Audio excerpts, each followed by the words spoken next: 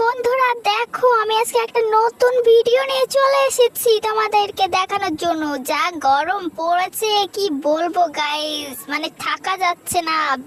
45 degree গরম, ভাবা যায়? এই গরমে আমি শুধু দেখছি, ফোন খুললেই শুধু সবাই দেখছি রোদের মধ্যে হয় ডিম ভাজছে, না হলে মাছ ভাজছে। তাই জন্য আমিও ভেবে নিলাম যে থাক তাহলে আমিও একটু ডিম ভেজে দেখি যে আদেও কি ডিম ভাজা হয় কি হয় না। তাই জন্য দেখো আমি চাটু নিয়ে চলে এসেছি।